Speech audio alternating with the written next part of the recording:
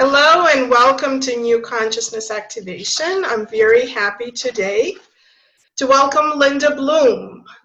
And Linda, let me give you a very brief introduction, which you can follow up with more details. So Linda, you're part of a duo, right? You work with your husband, Charlie Bloom, and your company is Bloomworks. And you are a clinical social worker. Mm-hmm. So can you tell us, fill in any more details, because I know it was very kind of big and broad. Mm-hmm. Bloomwork is a design that my husband and I put together way back in the 80s. Mm-hmm. And we're old. Next year we're going to be together 50 years. Wow. It really blows my mind. Beautiful. And we've been in business for ourselves since 86. And my husband worked for a personal growth training company, and then we decided to go independent and design and deliver our own courses. So since then, we've been offering them through Bloomwork. Most of the courses that we offer about relationship, not just for couples, relationship in general, but we have the reputation of being that couple that teaches the couples. Right. It is a specialty for us, but we also teach courses on happiness. And we find that there's a tremendous amount of overlap. Our happiness courses are called Thriving and The Art of Joyful Living. And the relationship classes, our two most popular ones, are Secrets of Great Relationships and Love, Sex, and Intimacy. And what we found when we did a survey of the literature about the happiest people and the happiest couples, there's a lot of overlap there. Because what the positive psychology researchers find is where you get the greatest boost in your happiness quotient is from your closest relationships. So if you have really intimate bonds with family and friends, and if you're lucky enough to have a spouse or a lover, that's really going to push your happiness quotient up into the higher realms. So I want to start with exactly with that, with intimacy. And then I know there are a couple of books that you wrote, 3 books. And so I want to talk about one of them later on. But let's start with intimacy. So when we say intimacy, the first thing that probably comes to people's mind is sort of the physical connection that people have with a partner. But I know that you broaden that definition. You talk about intimacy possibly in any relationship that you have, in life. So can you, how do you define intimacy, and talk more about that? Well, when we teach our workshops, we define intimacy as in, to, me, see. Right. And so when you look it up in the dictionary, the definition says innermost. So when you can open to someone, trust them that much, that you allow them to be special, handpicked, you get to see into me things about myself that I don't show other people. Very tender, vulnerable, sometimes shadowy, sometimes the dark side, sometimes my flaws, mistakes, insecurities, the things that I try to hide in the shadows. Right. And that I have chosen you as my special friend, as my lover, as my confidant, to see the innermost part of me. And you're absolutely right. When people use the word intimacy, they're often speaking about sexual intimacy, which can also be very vulnerable. And when you have emotional intimacy and sexual intimacy joined, I think that can take you to the highest levels that sexual expression can be. Right. But people can have a very deeply intimate relationship with a family member or a friend where there isn't, even any sexual attraction or anything like that, because this is a matter of the heart. This is about expressing our feelings. This is about very deep truth-telling. And when people can let their image go to the by temporarily and really reveal their deepest, most authentic self, that's when the deep connections and the strong bonds grow. And so my husband and I, when we teach together and when I teach by myself, I'm always prompting people to go to the edge of their comfort zone and gently, respectfully press that edge to see if they can make the zone that they play in larger. Right. Talk some risky talk. Practice with your friends. Sometimes they're just waiting, for somebody to take the initiative to take the conversation below the superficial down to something that really has heart and meaning.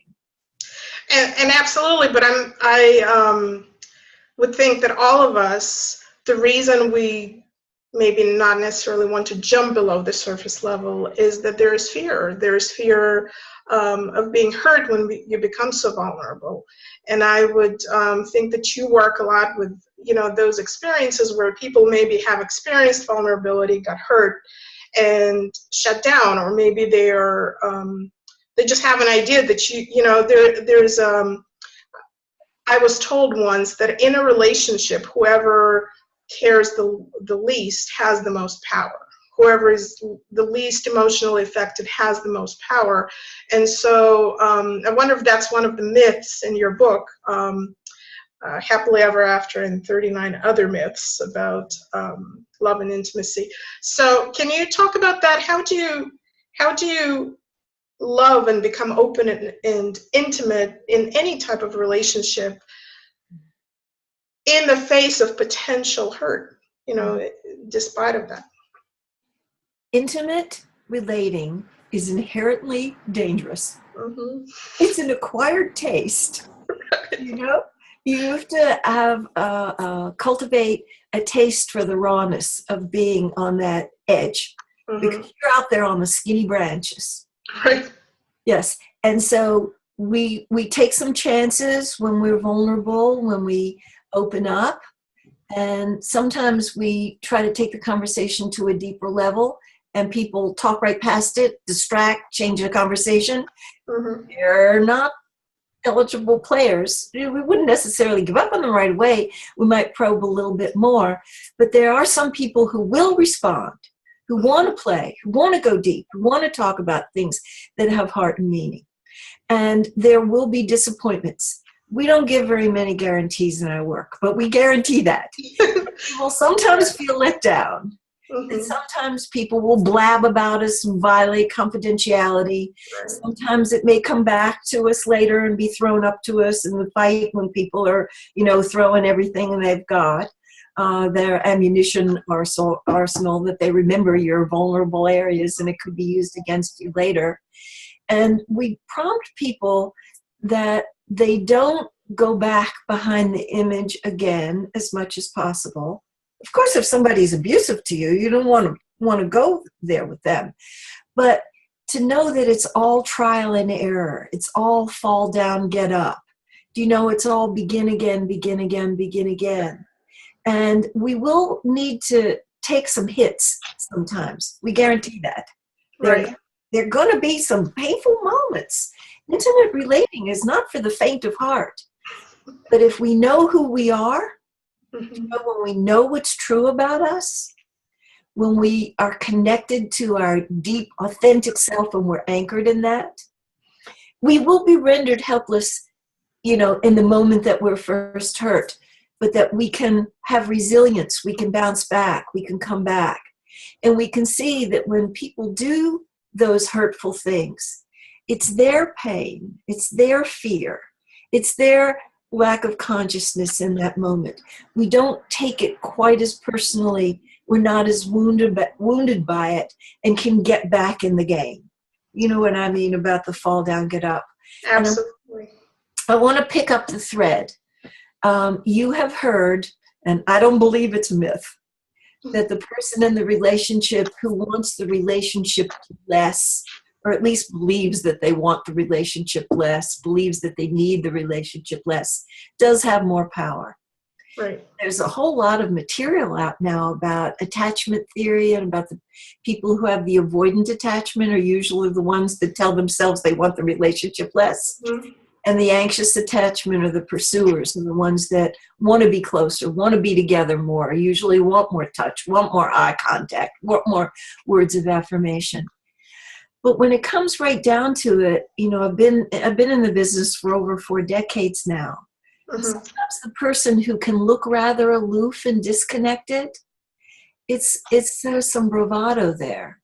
And they may really want the relationship very much. When the other person has really had it, I'm tired of pursuing you. I want to go find somebody that's more accessible. I don't want to be pulling teeth to try to get your feelings out of you, and to hear I love you once in a while. When they get to the end of their rope, the other person has a different orientation. They're not quite as disconnected and aloof and not so easily willing to let go of the relationship. So sometimes things aren't what they appear on the surface.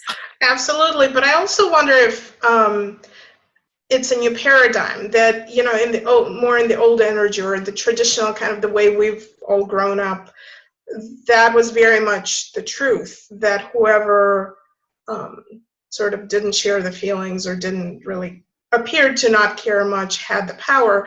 But as we move towards this new paradigm, towards new consciousness, that in the future, I believe that it will really shift, and the person who can express love and compassion and has that connection between the head and the heart is really going to be the powerhouse of the relationships and the driving force. Do you I agree with that. Yes, I see it. And I see evidence of it happening already. I wish it would speed up a little bit. Right, absolutely. The consciousness was spreading. And we're all responsible for doing our bit.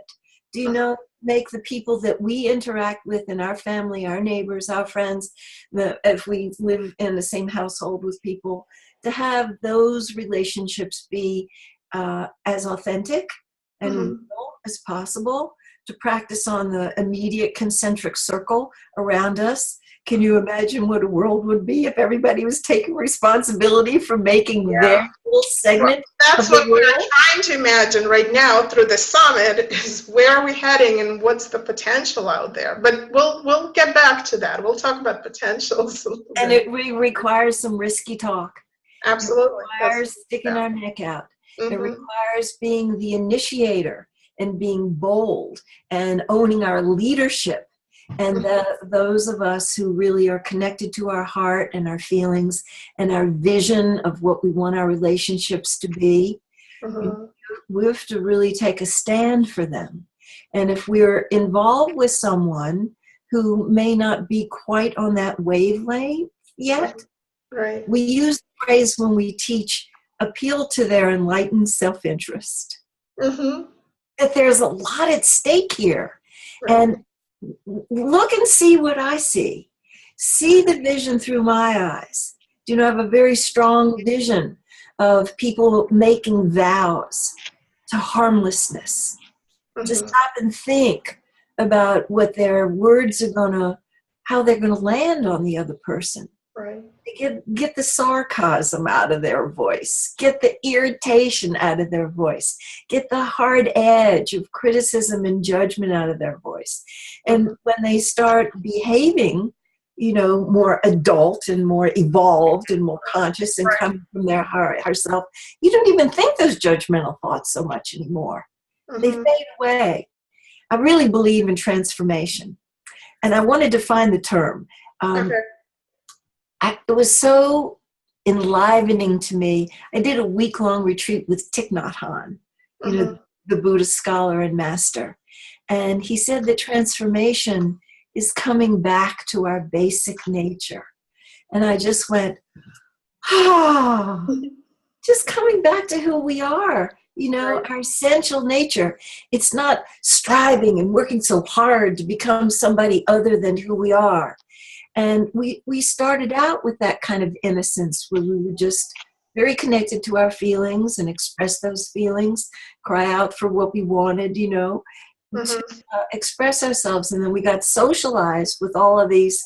Everybody goes through it, no matter what culture you live in, that, we in our family, the Joneses, do it like this. And we in our gender, women are like this. And we in our culture, we're independent in the United States.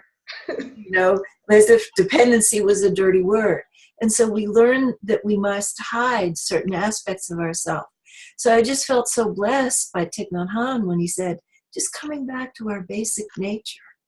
And speaking of that, made me think, we are told that we're made in the image of God, and what humans kind of had turned it into is that God is actually made in the image of a human being, that it's a, white old man sitting on the clouds. But that image of God is love, because God is, my definition of God is love. So if we are made in the image of love, then our nature, what you said, returning back to our basics, returning to our nature, it's returning to that love.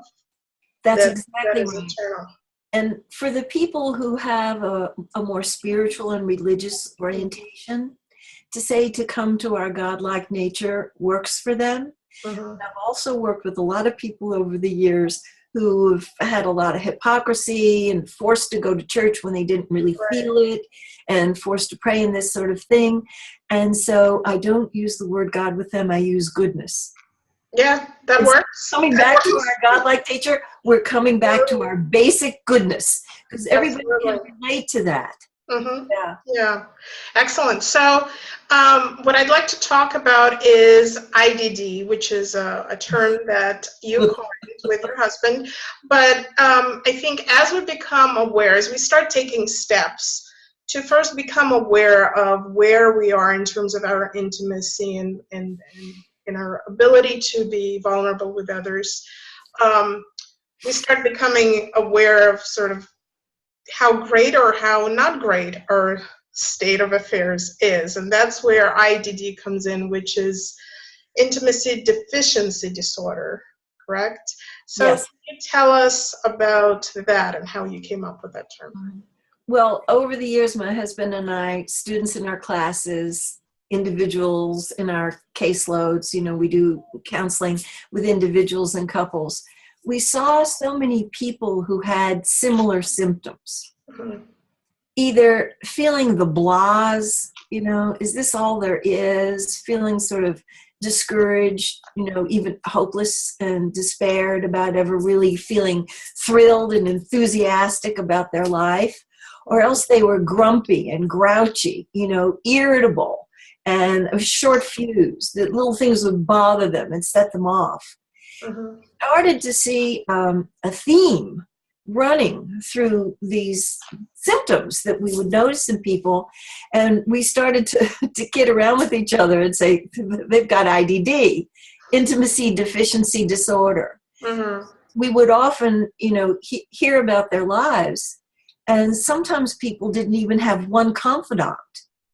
They didn't have anybody that they felt that they could go to in times of need.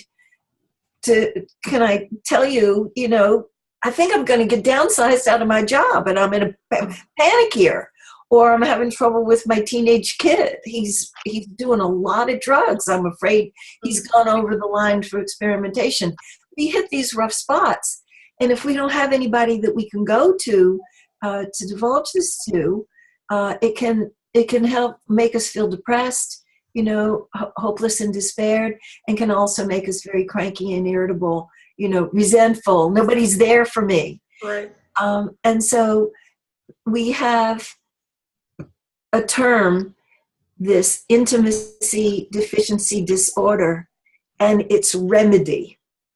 Mm-hmm. Once you tell yourself the truth that this is why you're feeling off, why your happiness quotient isn't so high, why you have the blahs or why you're a grouch, and you tell the truth about it. I don't have enough closeness with people in my life. I didn't even feel like I have a very close relationship with myself. That's where it starts. Mm-hmm. When people start to tell the truth about that, then they get curious and they have that child's mind and wonder about, okay, so what am I going to do about this? Right. And pick out some people and risk being more honest and authentic with them and see if they will respond. I may have to go through a number of people in my life until I find the real players. I may need to be more generous of spirit and give more to people in my life so that in the spirit of reciprocity, they will be there for me, not only in my time of trouble when I'm struggling and confused and upset about something, but who'll rejoice and celebrate with me with my triumphs. I got a promotion. I got a raise. I'm getting married. I'm buying a home. I'm paying off my mortgage. My kids are empty nest. I think it's cause for celebration. They're taking money for me to go on those trips I've wanted to go to, and to be able to tell the truth about what is going on in our experience. Mm-hmm. And, I don't know if I'll ever write a book with that title. There would definitely be a chapter in one of my subsequent books about IDD and recovery from IDD, because I see it everywhere. I see it as an epidemic because we don't live in an intimacy honoring culture. We live in a culture that honors the individual. You know, and they rank all the countries in the world and their happiness quotient. Mm-hmm. We're 13. We're pretty far down the list. Right. In affluent culture, people in this culture aren't happy. Mm-hmm. And, you know, one of the main reasons is I think they're deprived of really heartfelt, intimate connections with the people around them. Right. Well, let's look at the opposite of that, or, you know, a person who has intimacy, or let's kind of create some hope here. So a person who has intimacy, who has love, I'm curious how you define love, how you, if there is a working definition that you have when you work with people, because I think a lot of people have very different ideas about what love is, and the way they approach it, and the way they treat others in a way that they think love should be. So is there one sort of fixed definition, or is there a variety? I have a definition that I use when I teach, and it's not the most common definition. Most people think about love as being a feeling, and that's true. It is a feeling. But I define love as an action that shows our devotion. Because a lot of people have big, huge love in their heart, but the people that they love may not necessarily be nourished. It's contained in there. So I make a point of saying that love is an action that shows that loving feeling that we feel in our heart. And when people get it, that it's an action, then they start thinking about, how am I going to show the people that I love how much I value them, how much I appreciate them, so that they're deeply nourished by the love that I feel. And, you know, the 5 love languages, I recommend that to all of my students and all of my clients, because I feel that Gary Chapman has done a splendid job in speaking about the 5 most common ways that people like to have love shown to them. Right. And yes, I definitely want you to talk about it, but I just want to preface that this is where that connection happens, that it's not only that I have the love, but it allows the other person in the relationship to experience, it allows for that link. That's exactly right. That they receive it. Right. They receive it, that I'm sending it in a way that translates to them. Right, that they will actually get it. Yeah. It's not fractional. I have a little story in book number 1 that I love. You know, the 101 Things I Wish I Knew When I Got Married. And I told the story of seeing 2 couples in a row.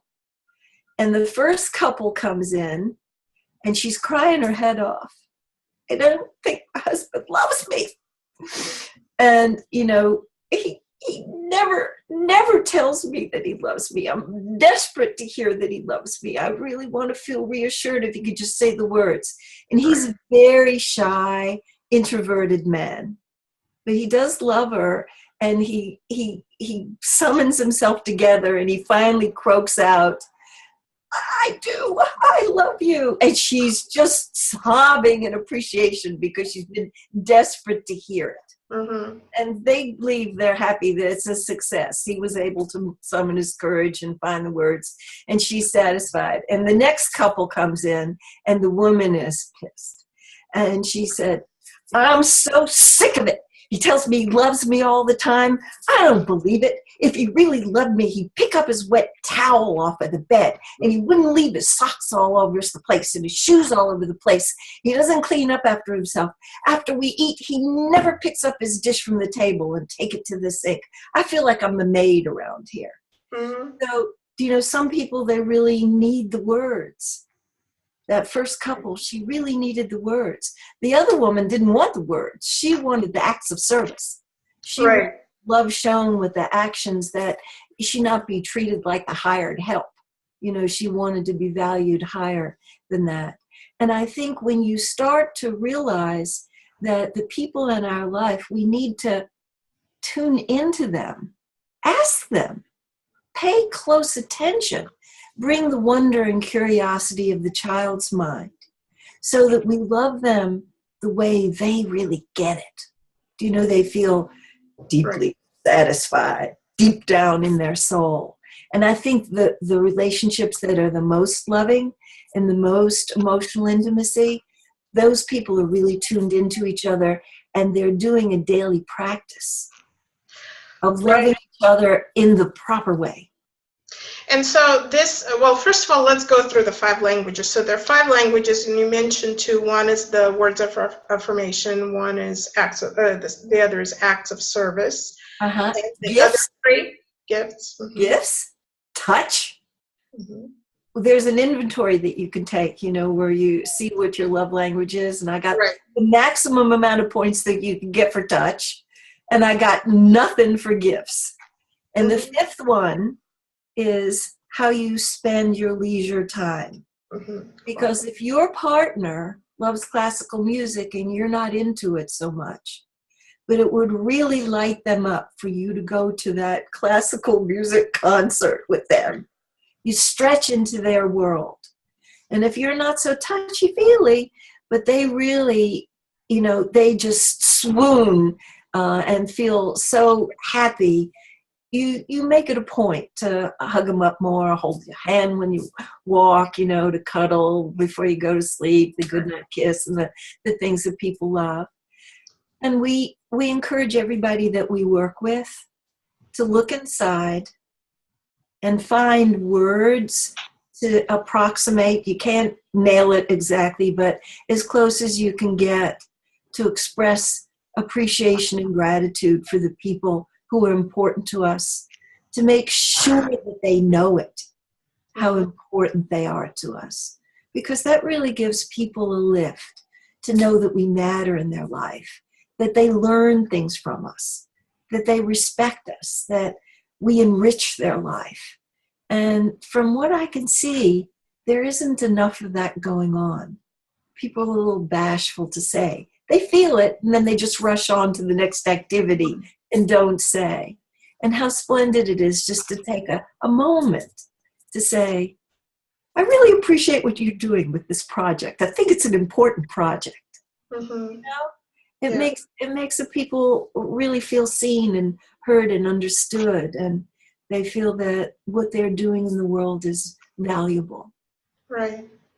And so what you're saying is that we may have any language that, you know, may be primary to us, but the words of affirmation can still, or are still important. They may not be our top language, but affirming each other and, you know, expressing appreciation, that's still important at any point, no matter what language you have. When my husband says, I love you, I say, give me the details. Mm-hmm. Do you know? We want to hear specifics. Right. Specifics. But I always tell people, don't be limited to these 5. Mm-hmm. Because I've taught enough and worked enough with people that I know everybody's idiosyncratic. The way they want to be loved is different. So I was presenting to a women's only class down in San Diego one time, and I put the 5 love languages out there. And one of the women says, well, mine's not on the list. Right.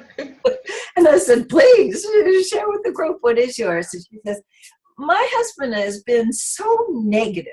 He can be such a pessimist. He's always expecting trouble around every corner. It's always something. And he has road rage. And if anybody, tailgates him or cuts into lane without, he's so gnarly about it. And I told him, I don't like being exposed to this negativity. It puts a damper on my day. If you really love me, and I believe you do, I'd like you to shut the hell up about all of that negativity coming out of you. God bless him, he did. And he's not really an optimist now, but he doesn't get it on the inside. So then another hand went up, and the woman said, well, my favorite love language isn't on that list either. So hers was not of the top 5.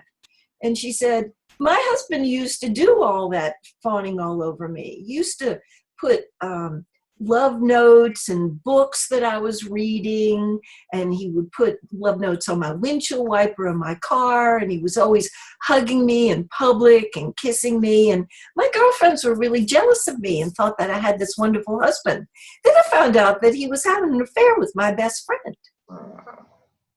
And it just about broke us up. And we got some good therapy, and we were able to rebuild the trust. But I told him, all these love notes, all this kissy face in public and holding my hand and putting your arm around my waist, that's not how I want you to love me. I want you to love me with absolute honesty. I don't want you to ever have any secrets and lies about infidelity or anything else ever again in our relationship. Mm-hmm. And the man got it. Do you know that he couldn't compensate for doing sneaky, deceitful things that dishonored her? And they went on to create quite a good relationship with each other. And I'm going to give you one more example. Sure. When I sat with my beloved and I said, how may I best love you? Which I think is a very powerful question. I want everybody in the listening audience to really hear that one. If you don't take anything else away from this interview, how may I best love you? It's a very powerful question. He totally blew my mind because his top one was not in the top 5 either. Mm-hmm. Let go. Because give me space in that sense. Give me space. Mm-hmm. And I vowed to be the guardian of his solitude. Oh. Because he's very introverted, and being a therapist, you interface, and being a teacher, you interface with people a lot. Right. He restores, his soul tank fills up when he goes off on meditation retreat. Mm-hmm. So I'm the one now who encourages him. Did you call the retreat center to book in this month? You need a few days on your own, don't forget. And he always thanks me because he gets busy with all the tasks. We write books, we write blogs, we see client classes. And I'm a togetherness person. Mm-hmm. Rather extreme. I love togetherness. I made a career out of intimate relating because it was too much to ask for one human being. And so the way he wanted me to love him was to really make it okay for him to go off and do his abundant amount of solitude, and to feel that I gave my blessing, that I didn't take it as a personal rejection. Right. I knew that that's just what he needs to thrive. So I love him that way. And that's really beautiful, that there is that safe place where people can be loved in the way that they need to be, and that you both understand each other and give each other that. So I want to say that question again that our listeners should take away. It's, how may I best love you? Right? Yes. I wish it was original. I learned that from Thich Nhat Hanh. It's okay.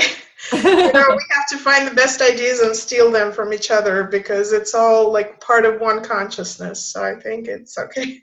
It's one of the most important questions and not nearly asked enough. Mm-hmm. Sometimes you get a surprise, like I did when my husband said, let go. Right. I did not see that coming. And we've been together for years before I asked him that, Wow. So there's sometimes some surprises, and that's a good thing in relationship, to get surprised. Right. We surprise ourselves when people ask these penetrating, intimate questions. We find levels of ourselves that we didn't know. That's one of the best things about, having intimate relating is it's a rich pool of information. Right. And one of the things, I totally relate to this. I started using the 5 languages, and I found that this helped me understand my relationship with my children, actually. Because I'm pretty high. I think 12 is the highest score you can get on any one scale. Is that right? Yeah. And I'm 11 on acts of service. So for me, the way I understand love is when somebody does something, like pick up the dirty socks, versus telling me that they love me. So I have wonderful children, and my son, I think, words of affirmation is his thing, I think, because he tells me I love you many times a day, which is kind of unusual in my family, and I do appreciate it. But where I ask him to demonstrate love to me is to take dishes out of the dishwasher. And when I ask him 10 times and he doesn't do it on the 11th time, then, I couldn't understand why he wasn't doing it, but we were expressing love to each other in different ways. And he thought that not taking the dishes out and then coming and telling me, I love you, was enough, and for me it wasn't. So this allowed me to have a conversation with my children. So it doesn't have to be even in the relationship with your partner. It can spill into any relationship. Absolutely. Yeah. Wonderful. So what I want to do now is turn it a little bit towards the balance of energy, the masculine, feminine. As we talk, the focus of the summit is new consciousness activation. And so I believe that our whole planet is going through somewhat of a rebalancing. For thousands of years, there was an imbalance between the divine, feminine, and masculine. And the masculine has been the driving force, and the feminine kind of has been pushed down, disrespected often, not given the equal space and honor. And so in your work, are you seeing that beginning to shift? Is there more, and I guess, what do you do to help bring that balance more into place? And when I'm talking about balance, I'm talking about within ourselves. Because we have both masculine and feminine within us, and then at the next level, it's in our relationships, and then the next level, kind of global. I absolutely see evidence everywhere I look about the rebalancing taking place. Okay, great. One of the first things that I noticed happened way back in the 90s, because when we taught in the 80s, we opened the workshop up not to just have couples come, and we would let a half of a pair come, because we were in the business of trying to enhance relationships, have them be more harmonious, for people to not have as much conflict, to have more cooperation, collaboration, and co-creativity. And we found that when we had couples only, we were instigating fights with couples, because usually it was the woman that wanted to go and the man would be really reluctant to come. And she said, but I can't go without you. You have to come. And he said, I don't want to be controlled. And we were working against our own cross purposes. And so we opened up the workshop to whoever wanted to come. And so it was a mixed group with couples and a half of a pair, or individuals and singles. And in the 90s, there was a marked change from the 80s, that when it was a half of a pair coming, it was often the men. Really? And I thought, hallelujah, the society is changing, and they were really there, like full heart, very committed to learning everything that they could about relationship, because they cared to make the relationship as best as it could be. And my wife couldn't be here because she's at a conference for her job. Because the women are going back to the workforce in large numbers. And so I'm seeing that the men are stepping up in many ways to take care of the kids, get up with those babies in the night, change those diapers, call the babysitter so that they can have date night and romantic getaway, taking the temperature of the relationship to see if it's in good shape or maybe ailing, maybe needing something, maybe needing a break. And so the women are taking a lot more responsibility for the financial and material well-being of the family, and the men are stepping up to take more of the emotional, with the children and the partnership. And I think that that's beautiful. And as women have to get out there in the workplace, their initiatory energy, their leadership energy, their yang is getting stronger. And that can set up a dynamic in the home where the men don't feel burdened, with the responsibility to make the whole family go financially, and they can afford to relax and be a little bit more tender-hearted and not pretend that they're never afraid or that they're never sad or lonely, and be more vulnerable and open. And I think that's a very good trend, that everybody is being more real with each other. So in your experience, because obviously you have many years of experience watching other couples and in your own marriage, what does it look like to listeners that maybe have had somewhat imbalanced relationships or something, or they're looking to really bring that balance? And what does a balanced relationship really look like? Well, where both are honored, both energies are equally honored. There's a lot of responsibility for each individual to know what their needs are, and to tell the truth about those, and to negotiate for their needs. Back in my parents' time, the scripts were so strict, about the husband does this and the wife does that, that the family, the church, the society in general put a script in their hands, and they had to live out that script. Right. Nowadays, there isn't anybody to put a script in our hands, thank goodness. But there's a little lag time about picking up the responsibility. Each individual and each couple has to pick up the responsibility for co-creating and designing something. And in our first book, 101 Things That I Wish I Knew When I Got Married, one of the most controversial chapters in that book was a marriage is anything two people agree to. A lot of people with a more conservative orientation thought, well, that's way too wildly liberal. Right. But I believe that it's anything two people agree to. So, it could be an agreement with Mr. Mom. If he's the nurturant one and he's the one that's really tuned into the children's needs, and she's got degrees up the yin yang and she just really wants to go out there and play in the big world, right? Who's going to look down their nose? Some people will, but if it works for them, that's whatever they agree to. And so I think that there is evidence that things are changing, but there is some lag, and people need to know who they are, their vision for their life, and then get their negotiation skills honed. This is what would really make me happy. Could you get behind this?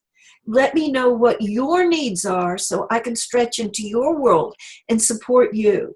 One of the things in 101 Things I Wish I Knew When I Got Married, which is the secrets. There are 101 secrets about how to make relationship great. Find out what your partner wants and help them get it. Right. Because there's this natural impulse for receptivity. When people feel like their dream for their life and their vision for their life is getting substantive support from their partner, no matter what it is, if their partner can get behind it, it sets up an energetic of, I want to love you in the way you want to be loved. I want to support your vision and your dream for your life. I want to meet your needs. And I think that that's where each couple, they're all flying by the seat of their pants, but they're attempting to balance their relationship by knowing themselves and each other deeply and practicing that goodwill and generosity of spirit of, I really want you to succeed. Because of the enlightened self-interest. I think enough of myself. I have enough self-worth and self-esteem that I know that unless you're really happy and I'm living under the same roof with you, it's going to put a ceiling on how happy I can be. And I want both of us to really thrive. and excel in life, whatever that means to us.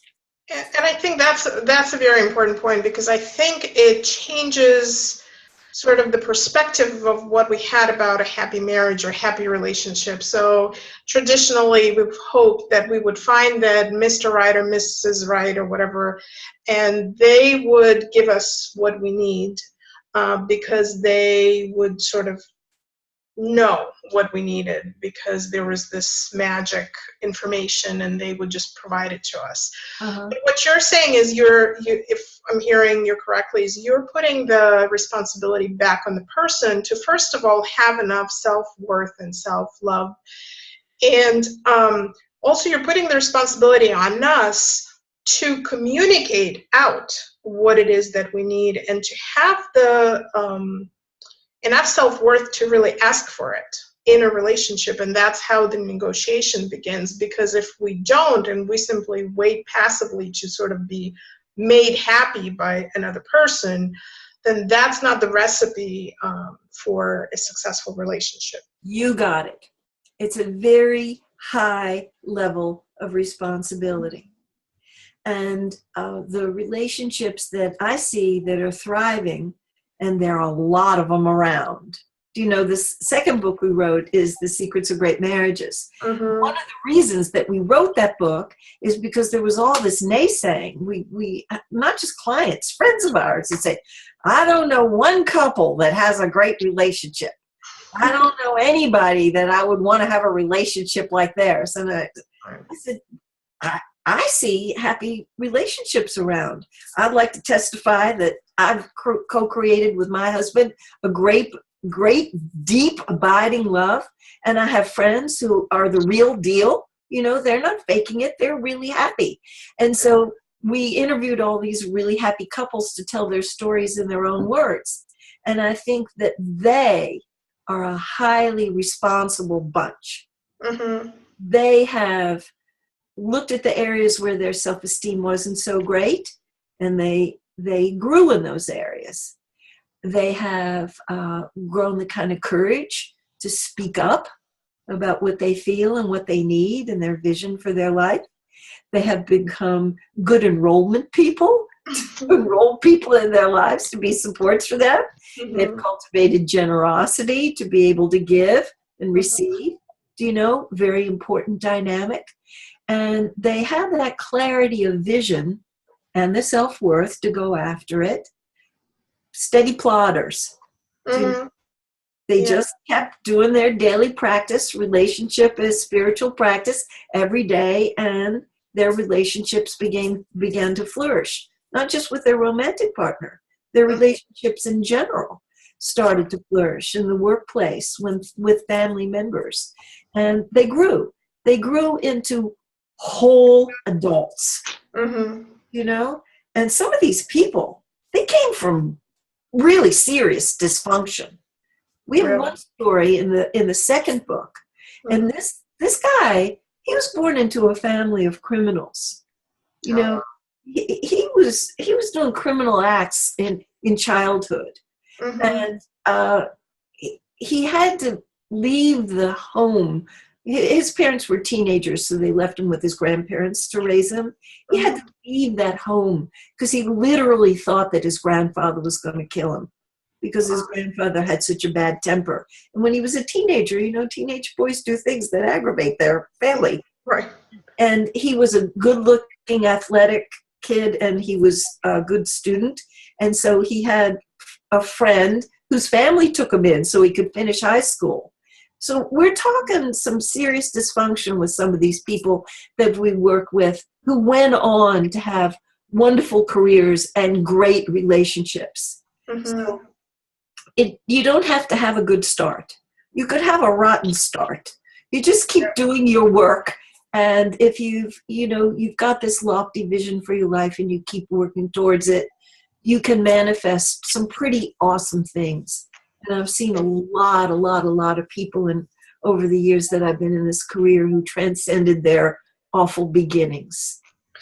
That's really good news. Now, you keep mentioning vision, that if you have a vision, of where you want to be, of who you want to be, what your relationship would be like, then, and you keep working towards it, then you can certainly get there.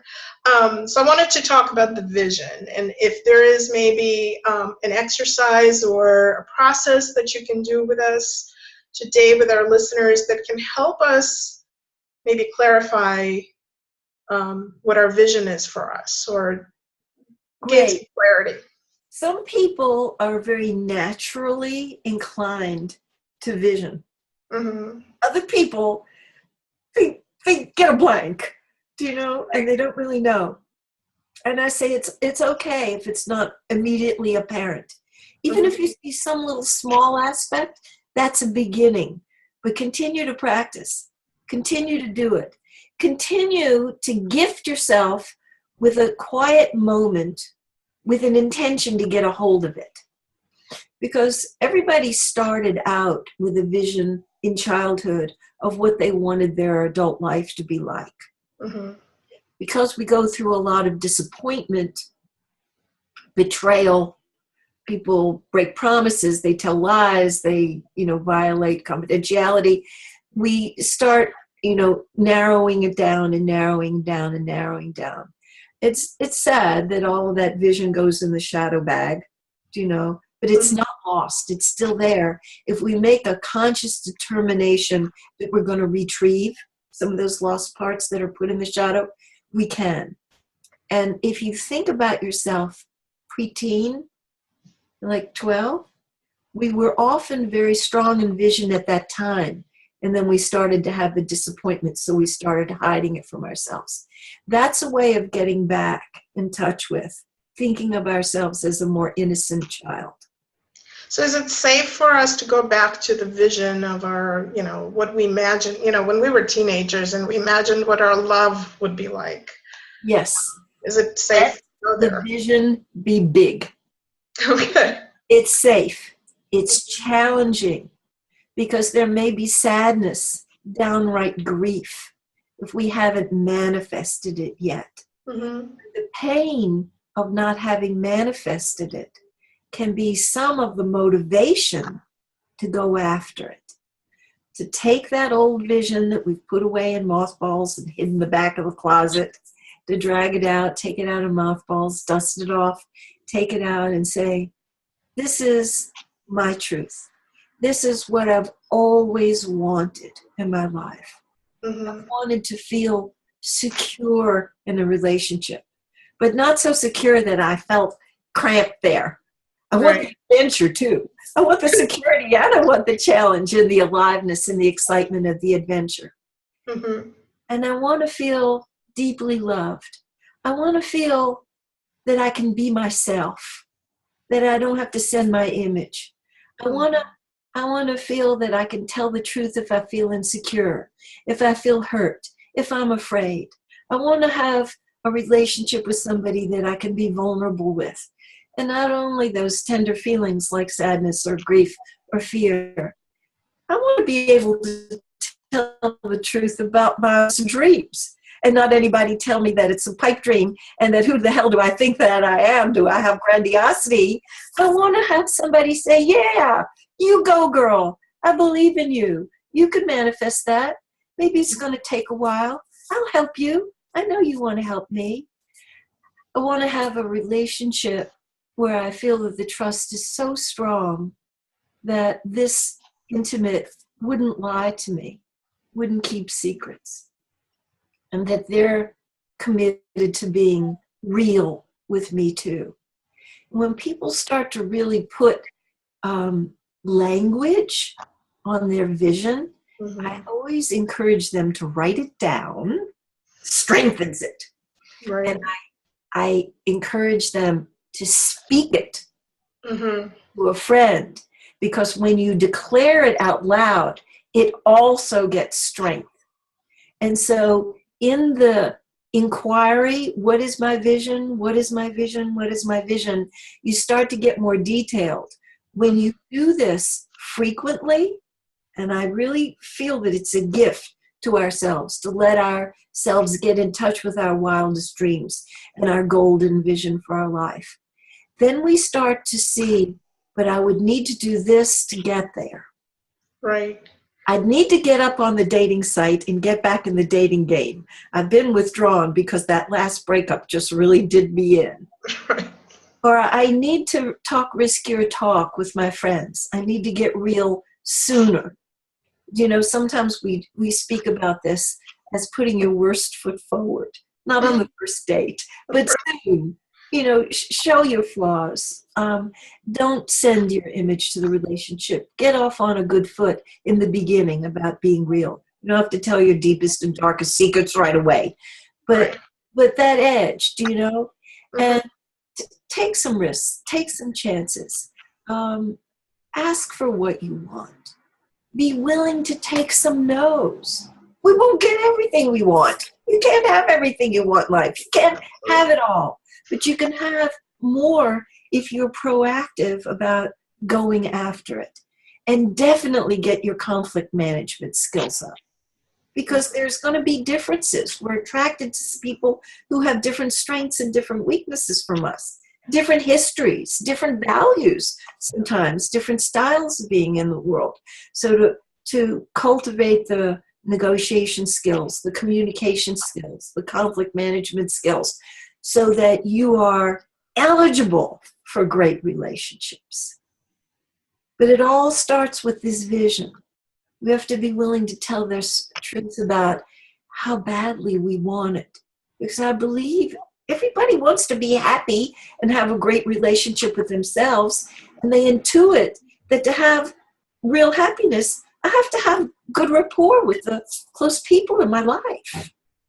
But I think you're right. You mentioned before that many people kind of settle into what they have at the moment and believe that that's as good as it's going to get. And so they're maybe afraid to dream big, as you said. And I think as people, it's a spiral. As you take a first step, maybe very shyly, and kind of think a little bit small. And then as you start layering it, and it starts expanding, at some point you're just going to say, oh, the heck with it. You know, I want, the grandest relationship ever. And you start, and you take that step forward, and allow yourself to be vulnerable, even, in the face of potentially being hurt, but at least you still allow yourself to dream big.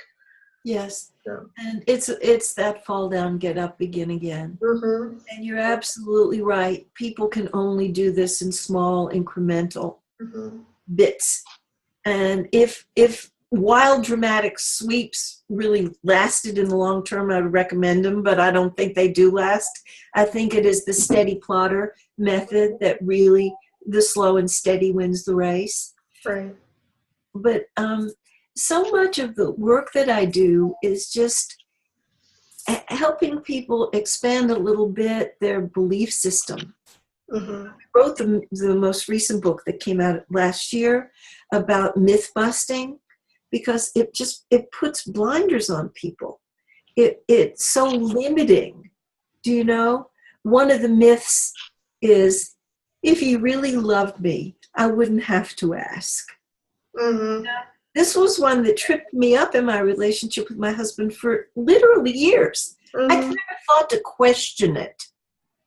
And I thought, oh, too bad he doesn't love me too much. He loves me some. He just doesn't love me big, because he would be tuned into me, and he would know that I like a good night kiss every night. He'd know to take my hand when we walk. He'd know that I need more words of affirmation.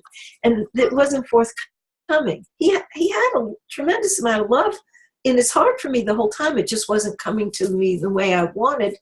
And I wasn't courageous enough to get vulnerable and to ask. I didn't think I should have to, because I bought into the myth. Right. So if we can work with ourselves and our own thinking, our limits, and be present for that, be mindful about that, it really opens up a world to us. And we see how powerful we really are, a capacity that for greatness we didn't own before. Do you know, I hate waste. I just hate wasted potential. And I think people settle for so little. Do you know? And I see that they settle for so little in their relationships because they've put boundaries on it that could be moved. Do you know, they could be wider, but somebody's going to have to initiate it and press for it and agitate for it and invite the other person into it. Right. Yeah. And so, speaking of potential, this is a perfect segue into that.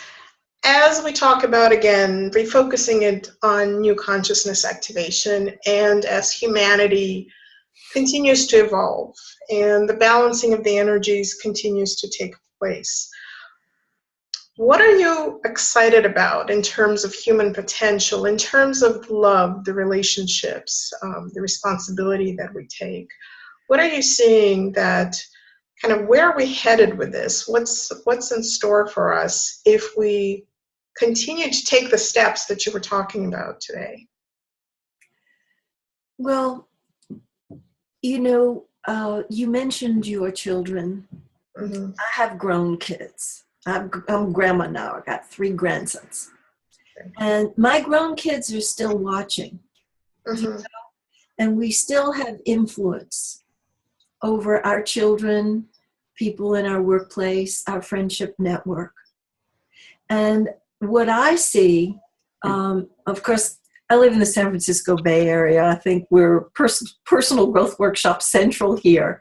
But I see a lot of people who, like with religious fervor, are dedicated to their own personal growth. Mm-hmm. They're sitting in their spiritual communities of all kinds, you know, mindfulness groups. I see people living in community, having community gardens, cooperating. So I see a lot of evidence around me of people being very on purpose about developing their human potential and making self-actualization, you know, a primary component of their life. And that gives me hope and it gives me faith that when I see it being done in my own family and I see it done in my community, and I run into clients that I saw years ago and they tell me how well they're doing and how happy they are, I have heart. I am also not Pollyanna, and I see that there is a tremendous amount of suffering all around and that there is no shortage of work to do. And I love what I learned from the Buddhists about how to do spiritual practice. There's one thing that stands out for me, that we haven't got a moment to lose and we need to do our practices if our hair is on fire. Oh, wow. That's urgent. Right. And also, it's the work of a lifetime. Mm-hmm. So if we can remember that there isn't a moment to lose to heal our wounds from the past, to overcome some of our limiting beliefs about who we are and how the world works and what we can accomplish in this world. We don't have a moment to lose to be able to show the people in our life how much we love them and appreciate them. And to do that regularly, daily practice, to bring more love into the world. It has an energetic impact. And if each person is doing their piece, you know, in their little segment of the world, in their community, if they're being loving, if they're being tolerant, if they're prizing justice, if they're practicing generosity of spirit and forgiveness and tolerance and patience, if it would be, you know, quite a magnificent world if people were taking that level of responsibility. So I'm doing my bit, you know, I'm writing 2 blogs every week, I'm writing my books, I'm seeing my clients, and I'm trying to live the most loving relationships with, I'm in 2 women's groups, 2, with my family and friends. And I really think it's important for all of us to have a big, grand vision. And that even though there are tremendous obstacles and lots of injustices of all kinds, there are hurdles everywhere we look, there are roadblocks, but that we can be inspired by seeing the work that each other are doing. I have many colleagues who are author friends. Who are, it's a piece of work to write a book. It takes years. And it's really a labor of love, but they're driven, like I am, to get their message out in the world and reach as many people as they can. To keep the motivation and inspiration level up, because there's a lot of despair and hopelessness and resignation around.